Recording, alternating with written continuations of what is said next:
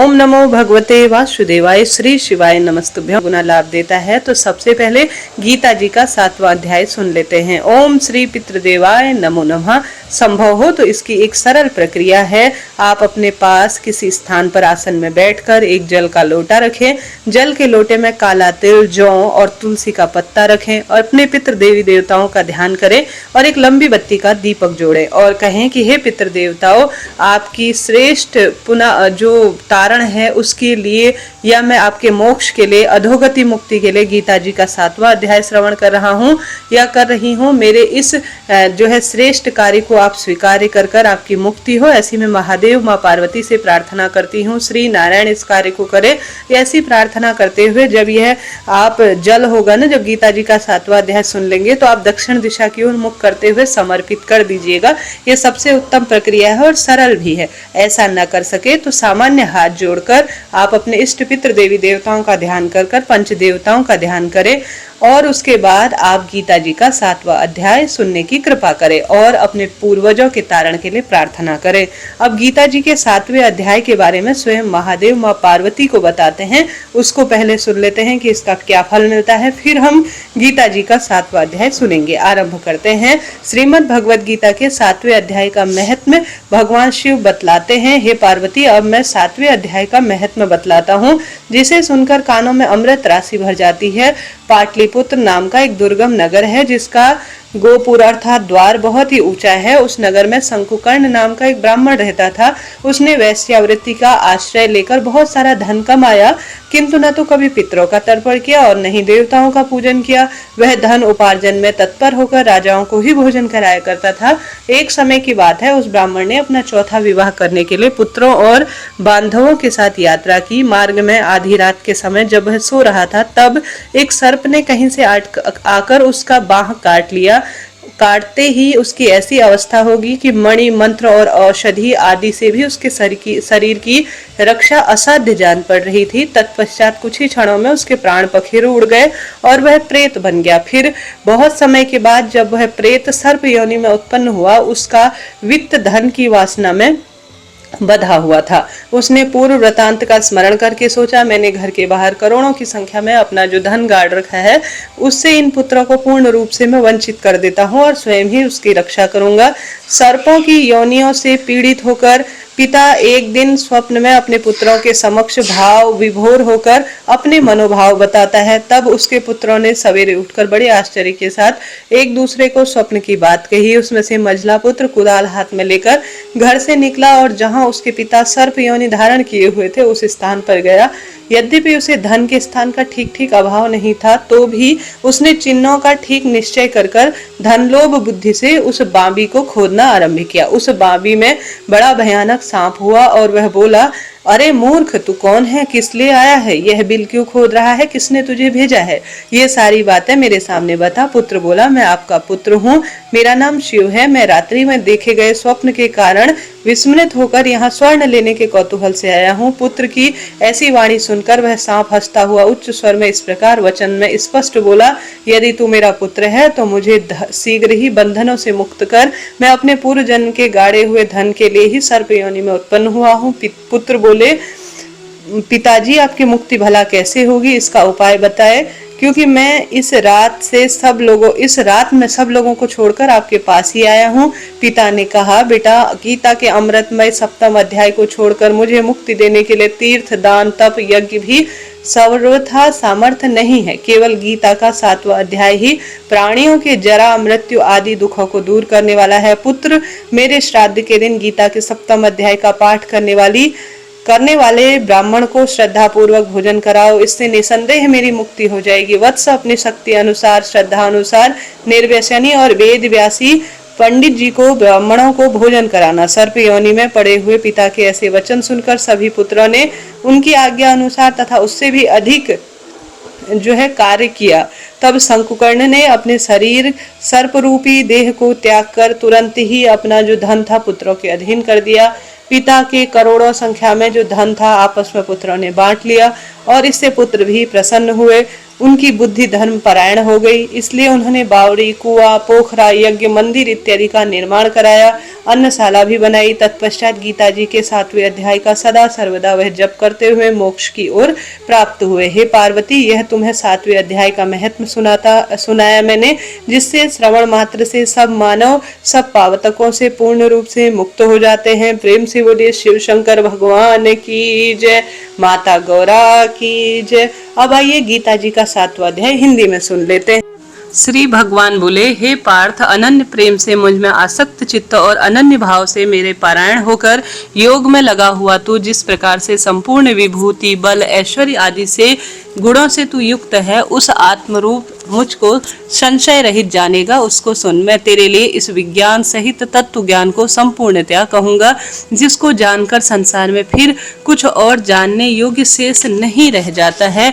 हजारों मनुष्यों में कोई मेरी प्राप्ति के लिए यत्न करता है, और उन यत्न करने वाले योगियों में भी कोई एक मेरे पारायण होकर मुझको तत्व के अर्थात यथार्थ रूप में जानता है। पृथ्वी, जल, अग्नि, वायु, आकाश, मन, बुद्धि और अहंकार भी इस प्रकार यह 8 प्रकार से विभाजित मेरी प्रकृति है। यह 8 प्रकार के भेदों वाली तो अपरा अर्थात मेरी जड़ प्रकृति है। और हे महानुभावों, इससे दूसरी को जिसमें यह संपूर्ण जगत धारण किया जाता है, मेरी जीव रूपा परा अर्थात चेतन प्रकृति जान। हे अर्जुन, तू ऐसा समझ कि संपूर्ण भूत इन दोनों प्रकृतियों से ही उत्पन्न वाला होने वाला है, और मैं संपूर्ण जगत का प्रलभ और प्रलय हूँ, अर्थात संपूर्ण जगत का मूल कारण मैं ही हूँ। हे धनंजय, मुझसे भिन्न दूसरा कोई भी परम कारण नहीं है। यह संपूर्ण जगत सूत्र के सूत्रों के मणियों में सदृश मुझको गुथा हुआ तू जान। हे अर्जुन, मैं जल में रस हूँ, चंद्रमा और सूर्य में मैं प्रकाश हूँ, संपूर्ण वेदों में मैं ओंकार हूँ, आकाश में शब्द और पुष्पों में मैं पुरुषों में मैं पुरुष तत्व हूँ। मैं पृथ्वी में पवित्र, गंध में अग्रिम तेज हूँ, और संपूर्ण भूतों में मैं उनका जीवन हूँ, और तपस्वियों में मैं तप हूँ। हे अर्जुन, तू संपूर्ण भूतों का सनातन बीज मुझको ही जान। मैं बुद्धिमानों की बुद्धि और तेजस्वियों का तेज हूँ। हे भरत श्रेष्ठ, मैं बलवानों का आशिक्त और कामनाओं से रहित बल अर्थात सामर्थ्य हूँ, और सब भूतों में धर्म के अनुकूल अर्थात शास्त्र के अनुकूल मैं काम हूँ। और जो भी सत्गुणों से उत्पन्न होने वाले भाव हैं, और जो रजोगुणों से तथा तमो गुणों से होने वाले भाव हैं, उन सब को तो मुझसे ही होने वाला है ऐसा जान। परंतु वास्तव में उनमें मैं और वह मुझ में नहीं है। गुणों के कार्य रूप सात्विक, राजस और तामक, इन 3 प्रकार के भावों से यह सारा संसार प्राणी समुदाय मोहित हो रहा है। इसलिए इन 3 गुणों से परे मुझ अविनाशी को नहीं जानता, क्योंकि यह अलौकिक अर्थात अति अद्भुत त्रिगुणमयी मेरी माया ही दुरस्त है। परंतु जो पुरुष केवल मुझको ही भजते हैं, वह इस माया का उल्लंघन कर जाते हैं, परंतु संसार से वह पूर्ण रूप से तर ही जाते हैं। माया के द्वारा जिनका ज्ञान हरा जा चुका है, ऐसे आसुर स्वभाव को धारण किए हुए मनुष्य, नीच दूषित कर्म करने वाले मूढ़ लोग मुझको नहीं भजते। हे भरत वंशियों में श्रेष्ठ अर्जुन, उत्तम कर्म वाले अर्थार्थी, आत्र, जिज्ञासु और ज्ञानी, ऐसे 4 प्रकार के भक्तजन मुझको खूब भजते हैं। उनमें नित्य मुझसे एकाकी भाव से स्थित अनन्य भक्ति प्रेम वाला ज्ञानी भक्त मुझे अति उत्तम रूप में प्रिय है, क्योंकि मुझको तत्व से जानने वाले ज्ञानी को मैं अत्यंत प्रिय हूँ, और वह ज्ञानी मुझे अत्यंत प्रिय है। ये सभी उदार हैं, परंतु ज्ञानी तो साक्षात मेरा स्वरूप है, ऐसा मेरा मत है। क्योंकि मतगत मन बुद्धि वाला ज्ञानी भक्त अति उत्तम गति स्वरूप मुझ में ही अच्छी प्रकार स्थित है। बहुत जन्मों के अंत के जन्म में तत्व ज्ञान को प्राप्त पुरुष सब कुछ वासुदेव ही है। इस प्रकार जो मुझको भजता है, वह महात्मा अत्यंत दुर्लभ हो जाता है। उन भोगों की कामनाओं द्वारा जिनका ज्ञान हरा जा चुका है, वह लोग अपने स्वभाव से प्रेरित होकर उस नियम को धारण करके अन्य देवताओं को भजते हैं अर्थात पूजते हैं। जो सकाम भक्ति जिस देवता के स्वरूप को श्रद्धा से पूजता है, उस भक्त की श्रद्धा को मैं उसी देवता के प्रति स्थिर कर देता हूँ। वह पुरुष उस श्रद्धा से युक्त होकर उस देवता का पूजन करता है, और उस देवता से मेरे द्वारा ही विधान किए हुए उन इच्छित भोगों को निसंदेह प्राप्त कर लेता है। परंतु उन अल्प बुद्धि वालों का वह फल नाशवान है, और वे देवताओं को पूजने वाले देवताओं को प्राप्त होते हैं और मेरे भक्त चाहे मुझे जिस रूप में भी भजे अंत में वह मुझको प्राप्त होते हैं। बुद्धिहीन पुरुष मेरे अनुत्तर अविनाशी परम भाव को न जानते हुए मन इंद्रियों से परे मुझ सच्चिदानंद परमात्मा को मनुष्य की भांति जन्म कर व्यक्ति भाव को प्राप्त हुआ मानते हैं। अपनी योग माया से छिपा हुआ मैं उनके प्रत्यक्ष नहीं होता हूँ, इसलिए वह ज्ञानी और अज्ञानी जन समुदाय मुझ जन्म रहित अविनाशी परमेश्वर को नहीं जानते, अर्थात मुझको जन्मने और मरने वाला समझते हैं। हे अर्जुन, पूर्व में व्यतीत हुए और वर्तमान में स्थित तथा आगे होने वाले सब भूतों को मैं जानता हूँ, परंतु मुझको कोई भी श्रद्धा भक्ति रहित पुरुष नहीं जानता। हे भरतवंशी श्रेष्ठ, संसार में इच्छा और द्वेष से उत्पन्न सुख दुख आदि द्वंद्व रूप मोह से संपूर्ण प्राणी अत्यंत अज्ञानता को प्राप्त हो रहे हैं, परंतु निष्काम भाव से श्रेष्ठ कर्मों का आचरण करने वाले जिन पुरुषों का पाप नष्ट हो चुका है, वह राग द्वेष जनित द्वंद्व रूप से मोह से मुक्त दृढ़ निश्चयी भक्त मुझको सब प्रकार से भजते हैं। जो मेरे शरण होकर जरा और मरण से छूटने के लिए यत्न करते हैं, वह पुरुष उस ब्रह्मा को, संपूर्ण अध्यात्म को, संपूर्ण कर्म को जानते हैं। जो पुरुष अधिभूत और अधिदैव के रहित तथा अधियज्ञ के सहित सबका आत्मरूप मुझ में अंतःकाल को भी जानते हैं, वह युक्त चित्त वाले पुरुष मुझे जानते हैं, अर्थात पूर्ण प्राप्त हो जाते हैं। हरिओम तत्सत, हरिओम तत्सत। प्रिय श्रोताजनों, यह गीता जी का 7वां अध्याय पूर्ण हुआ। अब आइए गीता जी का 15वां अध्याय सुन लेते हैं। पितृ देवताओं की जय। आइए आज पावन पवित्र दिन में हम श्रीमद् भगवद गीता का 15वां अध्याय भी सुन लेते हैं। कहा जाता है अगर पूरा आप नहीं पढ़ पाते श्रीमद् भगवद गीता, तो इस पुरुषोत्तम महीने में मात्र 15वां अध्याय भी आप सुन लेते हैं तो पूर्ण पढ़ने की अनुभूति और लाभ मिलता है। आरंभ करते हैं। स्वयं महादेव माँ पार्वती को इसके महत्व के बारे में बताते हैं। 15वां अध्याय पढ़ने से पहले महादेव माँ पार्वती से क्या कहते हैं, आइए सुन लेते हैं। सबसे पहले आपसे अनुरोध है, पंच देवी देवताओं का ध्यान, अपने इष्ट पितृ देवी देवताओं का ध्यान करें और पूरा वीडियो सुने, और जरा सा भी उपयोगी रहे तो लाइक कर शेयर कर सब्सक्राइब करते हुए महादेव की जय, माँ पार्वती और श्री नारायण के जयकारे जरूर लगाइएगा। तो 15वां अध्याय सुनने से पहले महादेव माँ पार्वती से कहते हैं, हे पार्वती, अब गीता के 15वें अध्याय का महत्व सुनो। गौड़ देश में कृपाण नाम का एक राजा था, जिसके तलवार और धार से युद्ध में देवता भी परास्त हो जाते थे। उनका बुद्धिमान सेनापति शस्त्र और शास्त्र की कलाओं से पूर्ण भंडार भरा हुआ था। उनका नाम था सरभमेंडु। उनकी भुजाओं में प्रचंड बल था। एक समय उस पापी ने राजकुमारों सहित महाराज का वध करके स्वयं ही राज्य करने का विचार किया। वह निश्चय ही कुछ ही दिनों बाद हैजे से शिकार होकर मर गया। थोड़े दिनों में परमात्मा अपने पूर्व कर्म के कारण सिंधु देश में एक तपस्वी घोड़ा हुआ। उसका पेट सटा हुआ था। घोड़े के लक्षणों का ठीक ठीक ज्ञान रखने वाले किसी वैश्य पुत्र ने बहुत सा मूल्य देकर उस अश्व को खरीद लिया और यत्न से उसके साथ उसके राजधानी तक ले आया। वैश्य कुमार वह अश्व राजा को देने को लाया था। यद्यपि राजा उस वैश्य कुमार से परिचित थे, तथापि द्वारपाल ने जाकर उसके आगमन की सूचना दी। राजा ने पूछा, किस लिए आए हो? तब उसने स्पष्ट उत्तर में जवाब दिया, देव, सिंधु देश में एक उत्तम लक्षणों से संपन्न अश्व था, जिसे तीनों लोक का एक रत्न समझकर मैंने बहुत सा मूल्य देकर खरीद लिया है। राजा ने आज्ञा दी, उस अश्व को यहाँ लाया जाए।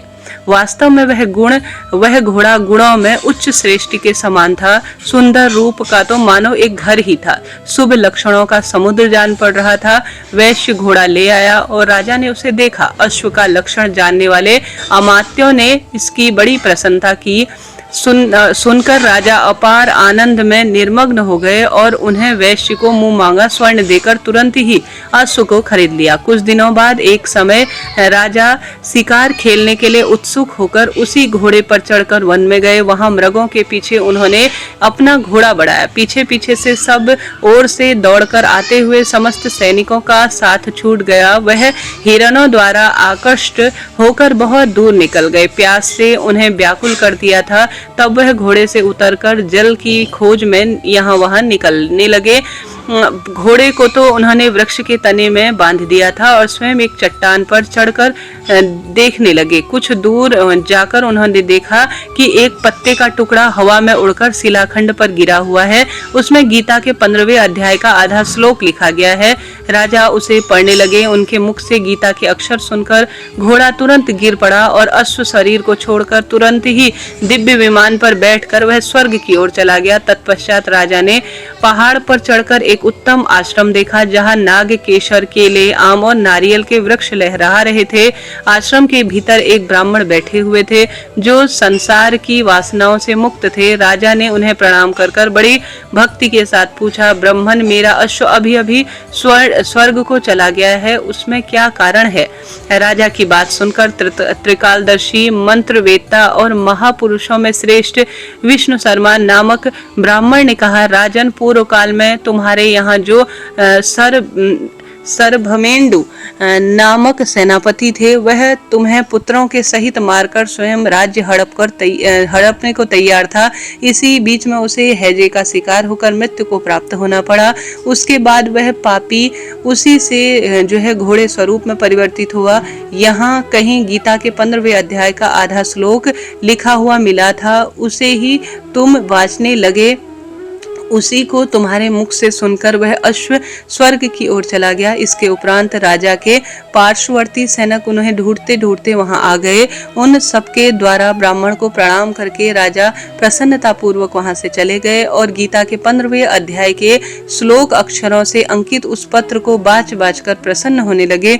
उनके नेत्र हर्ष से खिल उठे। घर आकर उन्होंने मंत्रवेत्ता मंत्रियों के साथ अपने पुत्र सिंहबल को राज्य सिंहासन पर अभिव्यक्त किया और स्वयं गीता जी के 15वें अध्याय के जप से विशुद्ध चित्त होकर उन्होंने मोक्ष प्राप्त किया और परम पद की प्राप्ति उन्हें हुई। प्रिय श्रोताजनों, यह तो महादेव इस 15वें अध्याय की महत्वता और इससे जुड़ी हुई कथा सुनाते हैं। अब आइए हम श्रवण करते हैं गीता जी का 15वां अध्याय। प्रेम से बोलिए श्री नारायण भगवान की जय, गीता माता की जय। गीता जी के 15वें अध्याय में भगवान बोले, आदि पुरुष परमेश्वर मूल रूप और ब्रह्मा रूप वाले शाखा वाले जिस संसार रूपी पीपल के वृक्ष को अविनाशी कहते हैं तथा वेद जिनके पत्ते कहे गए हैं, उस संसार रूपी वृक्ष को जो कि पुरुष मूल्य सहित तत्व को जानता है, वह वेद के तात्पर्य को जानने वाला है। उस संसार वृक्ष की तीनों गुणों रूप जल के द्वारा बड़ी हुई तथा विषय भोग वाली, कोपलों वाली, देव, मनुष्य तथा त्रियक आदि योनि रूप शाखाएं नीचे की ओर सर्वत्र फैली हुई तथा मनुष्य लोक में कर्मों के अनुसार बांधने वाली अहंता, ममता और वासना रूप जड़ें भी नीचे और ऊपर सभी लोक में व्याप्त हो रही हैं। इस संसार रूप वृक्ष स्वरूप कहा गया है। वैसा जहाँ विचार काल में नहीं पाया जाता है, क्योंकि न तो इसका कोई आदि है, न कोई अंत है तथा न इसकी अच्छी प्रकार से स्थिति है। इसलिए इस अहंता, ममता और वासना रूप अति दृढ़ मूल वाले संसार रूपी पीपल के वृक्षों को दृढ़ वैराग्य रूप शस्त्र द्वारा काटकर उसके पश्चात उस परम पद रूप परमेश्वर को भली भांति खोजना चाहिए, जिसमें गए हुए पुरुष फिर लौटकर संसार में नहीं आते और जिस परमेश्वर से इस पुरातन संसार वृक्ष की प्रवृत्ति विस्तार को प्राप्त हुई है, उसी आदि पुरुष नारायण के शरण में मैं हूँ। इस प्रकार दृढ़ निश्चय करके उस परमेश्वर का मनन और आदि ध्यान आसन करना चाहिए, जिसका मान और मोह नष्ट हो गया है। जिन्होंने आसक्त रूप दोष को जीत लिया है, जिनकी परमात्मा के स्वरूप में स्थिति नित्य रूप से है और जिनकी कामनाएं पूर्ण रूप से नष्ट हो गई है, वह सुख दुख नामक द्वंद्वों तथा विमुक्त ज्ञानी जन उस अविनाशी परम पद को प्राप्त करते हैं। जिस परम पद को प्राप्त होकर स्वयं मनुष्य लौटकर संसार में नहीं आता, उस स्वयं प्रकाश परम पद को न सूर्य प्रकाशित करता है, न चंद्रमा और न ही अग्नि, और उसका मेरा ही परम धाम है। इस देह में यह जीवात्मा मेरा ही सनातन अंश है और यही इन प्रकृति में स्थित मन और पांचों इंद्रियों का आकर्षण केंद्र कहता है। वायु गंध में स्थान में गंध को जैसे ग्रहण करने ले जाता है, वैसे ही देह आदि का स्वामी जीवात्मा भी जिस संसार का त्याग करता है, उससे इन मन सहित इंद्रियों को ग्रहण करके फिर जिस संसार को प्राप्त होता है उसमें जाता है। यह जीव आत्मा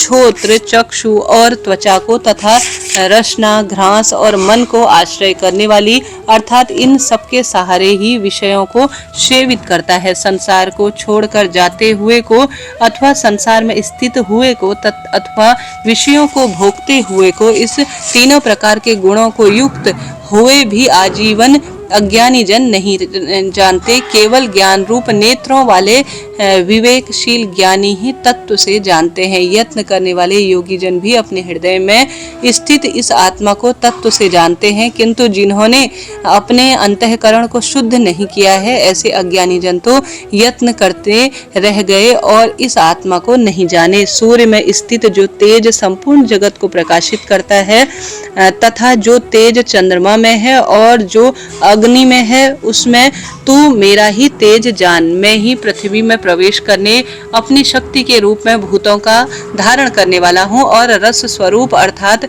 अमृतमय चंद्रमा होकर संपूर्ण औषधियों को अर्थात वनस्पतियों को मैं पुष्ट करता हूँ। मैं ही सब प्राणियों के शरीर में स्थित रहने वाला प्राण हूँ और अपान से संयुक्त वैश्यानन अग्ररूप होकर 4 प्रकार की अग्नि को पचाता हूँ। मैं ही सब प्राणियों के हृदय में अंतर्यामी रूप में स्थित हूँ तथा मुझसे ही स्मृति, ज्ञान और अपोहन होता है और सब वेदों द्वारा मैं ही जानने योग्य हूँ तथा देवांतका का कर्ता और वेदों को जानने वाला मैं ही हूँ। इस संसार में नाशवान और अविनाशी भी ये 2 प्रकार के पुरुष हैं। इसमें संपूर्ण भूत प्राणियों के शरीर तो नाशवान और जीवात्मा अविनाशी कही जाती है। इन दोनों से उत्तम पुरुष तो अन्य ही है जो तीनों लोकों में प्रवेश करके सबका धारण पोषण करता है एवं अविनाशी परमेश्वर द्वारा परमात्मा इस प्रकार कहा गया है। क्योंकि मैं नाशवान जड़ वर्ग क्षेत्र से तो सर्वदा अतीत हूँ और अविनाशी जीवात्मा से भी उत्तम हूँ, इसलिए लोक में और वेद में पुरुषोत्तम नाम से मैं जाना जाता हूँ। भारत जो ज्ञानी पुरुष मुझको इस प्रकार तत्व से पुरुषोत्तम जानता है, वह सर्वत्र रूप सब प्रकार से निरंतर मुझ वासुदेव परमेश्वर को ही भजता है। हे निष्पाप अर्जुन, इस प्रकार यह अति रहस्य युक्त गोपनीय शास्त्र मैंने मेरे द्वारा तुम्हारे समक्ष कहा गया। इसको तत्व से जानकर मनुष्य ज्ञानवान और कृतार्थ हो जाएगा। प्रेम से बोलिए पुरुषोत्तम भगवान की जय। प्रिय श्रोताजनों, यह 15वां अध्याय यहाँ पर समापन हुआ। आप सभी जानते होंगे स्पष्ट रूप से महादेव ने माँ पार्वती को इसकी महत्वता बताई है और इसका क्या सुंदर परिणाम मिलता है यह भी हम सभी ने जाना। तो आप श्री कृष्ण भगवान पुरुषोत्तम भगवान की प्रसन्नता के लिए रोज इस गीता जी के 15वें अध्याय को पुरुषोत्तम माह में नियमित रूप से सुनिएगा। कहा जाता है अगर पुरुषोत्तम मास अधिक मास में गीता जी का 15वां अध्याय पढ़ा जाए, सुना जाए तो संपूर्ण श्रीमद् भगवद गीता पढ़ने का सुख मिलता है और वही श्रेष्ठ अनुभूति होती है। तो आप सभी रोज सुन सकते हैं या श्रेष्ठ तिथि पर जरूर सुने, लाभ होगा। अभी के लिए इतना ही। जरा सा भी श्रेष्ठ, रुचिकर और ज्ञानवर्धक रहा हो तो आप सभी चैनल से जुड़े, सब्सक्राइब करें। पुरुषोत्तम माह के नियमित कथा मैं रोज चैनल पर बताती हूँ। मैं बहुत इसको लंबा खींचकर आगे पीछे अपनी बात को जोड़कर अपने लिए वो कर इस तरह से नहीं, सीधे जो बात है वही मैंने आपको श्रेष्ठ रूप में बताई। आशा उम्मीद है आपके लिए यह जानकारी उचित उपयोगी रही होगी। आपकी क्या राय है जरूर बताइएगा। राधे राधे जी। कृष्ण भगवान की जय।